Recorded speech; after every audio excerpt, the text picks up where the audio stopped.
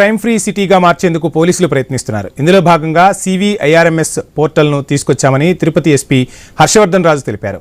Hotels, home stays, లాడ్జిల్లో దిగే వారి వివరాలు నమోదు చేసేలా పోర్టల్ ఏర్పాటు చేశామని చెప్పారు. తిరుపతి ఈస్ట్, వెస్ట్, తిరుచానూరు, అలిపిరి స్టేషన్ల పరిధిలో 644 హోటల్స్, హోమ్ స్టేస్లో యాప్ను ఇన్స్టాల్ చేశారు. తిరుపతిలో మొదటి ఫేజ్ పూర్తయిన అనంతరం శ్రీకాళహస్తిలో అమలు చేస్తారు. బుకింగ్ చేసుకున్న వ్యక్తి ఫోటోతో పాటు వారితో వచ్చిన వారి ఆధార్ కూడా తీసుకుంటామని ఎస్పీ హర్షవర్ధన్ వెల్లడించారు.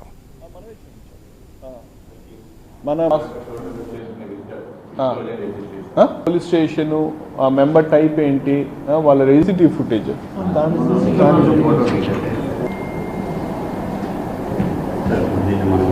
లాగిన్ ఐడీస్ వాళ్ళకు ఉంటాయి. స్టేషన్ లాగిన్ ఐడి 750 నుంచి 800 ఇటువంటి లాడ్జెస్, హోమ్ స్టేస్ ఐడెంటిఫై చేశాము. దాంట్లో ఇప్పటిదాకా మనము 644లో ఈ యాప్, ఈ పోర్టల్ మనం రిజిస్ట్రేషన్ చేయించడం జరిగిందనమాట. సో ఇప్పుడు ఈ పోర్టల్ 644 లాడ్జెస్లోను, హోమ్ స్టేస్లో ఆల్రెడీ ఇన్స్టాల్ అయింది.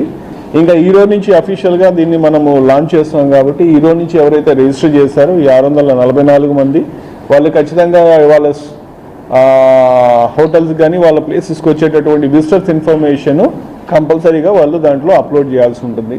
సో దీంట్లో వాళ్ళు ఇన్ఫర్మేషన్ కావచ్చు, తర్వాత పోతే వాళ్ళకి సంబంధించిన ఆధార్ కార్డు డీటెయిల్స్